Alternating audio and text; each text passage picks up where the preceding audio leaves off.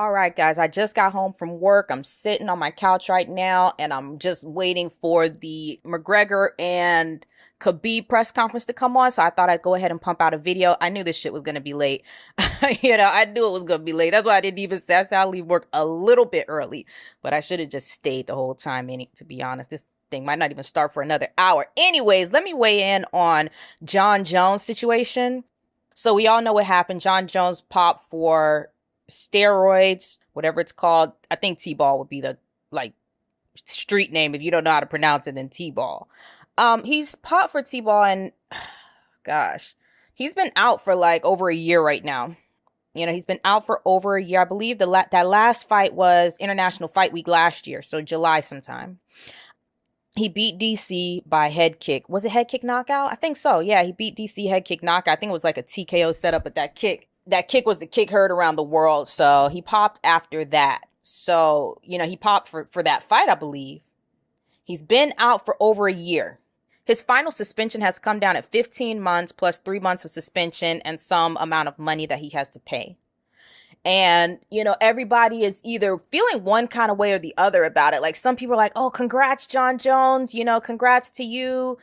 I'm glad you made it through, buddy. Like I'm seeing this type of stuff on Twitter, like, congrats, Jon Jones, we can fight now. And then I'm seeing some people who are just upset, some people who are disheartened, Tom Lawler. I'm seeing a lot of people who are just, and then people who are just in disbelief.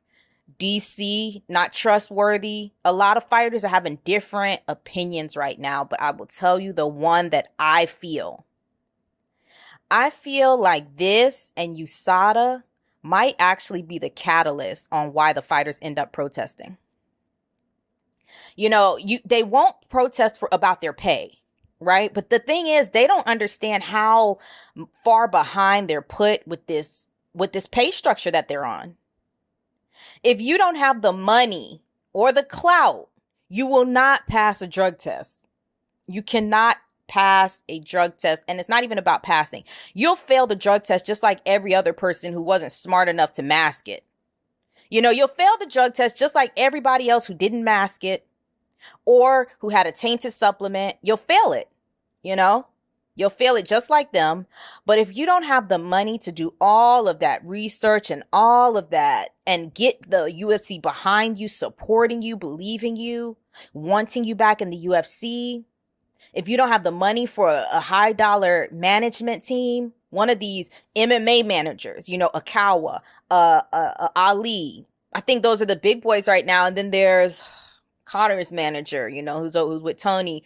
He manages Connor and Tony or whatever. All of these guys, it's kind of like, if you can't afford one of them, you are asked out. If you ever pop for a test, you are asked out.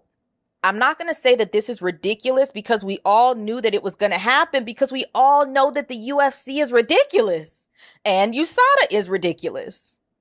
I'm not into anybody taking steroids and going in there and fighting, or taking steroids and going and being an athlete. But the thing is, the truth of the matter is, they do it. They do it. And a lot of them do get away with it. This is just the truth. People use steroids and get away with it all the time. The only people that we know about, the only people that we talk about are the ones who pop. Those are the only people that we're talking about right now, are the fighters who pop. But a lot of people get away with it. It's just like have you ever, for instance, if you steal something, right? I know a friend who would steal little dumb things from the mall. She would steal little dumb things from the mall.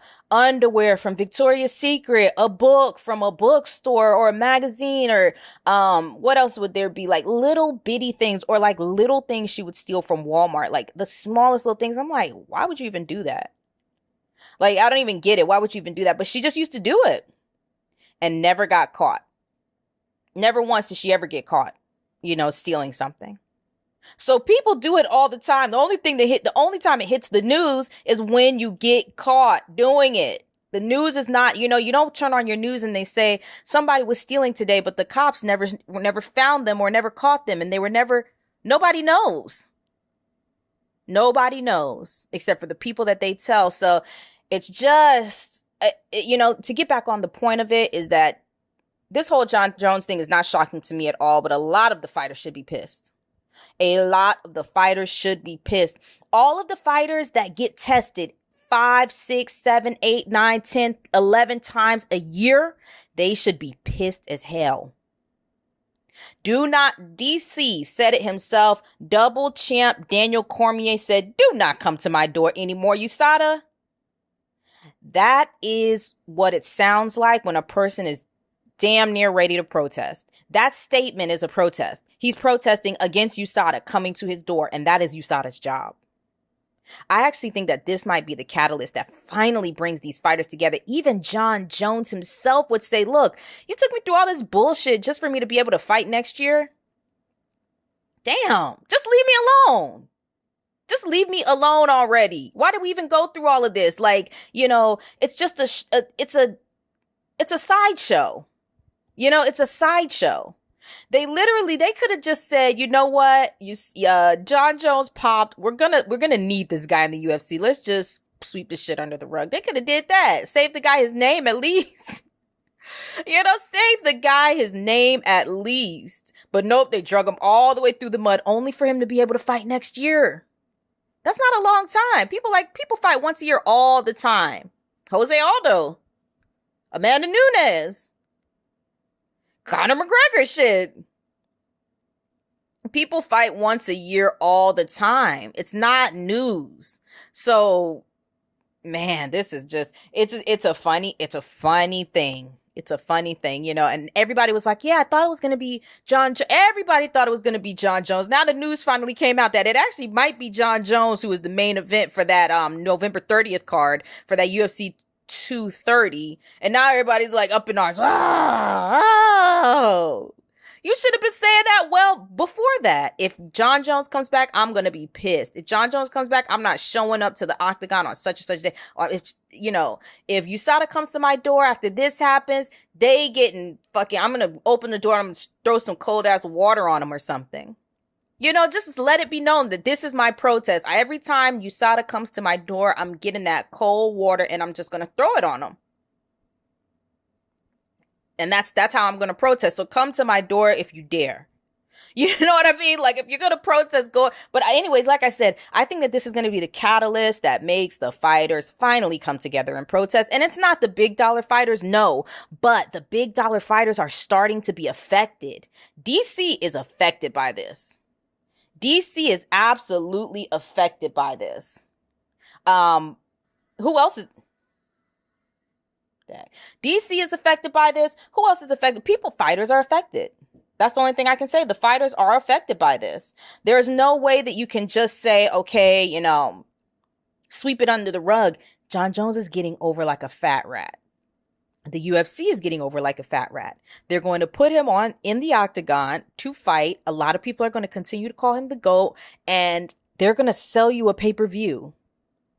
You know, they're going to sell you a pay-per-view. And I think it'll sell a lot of pay-per-views. Now, do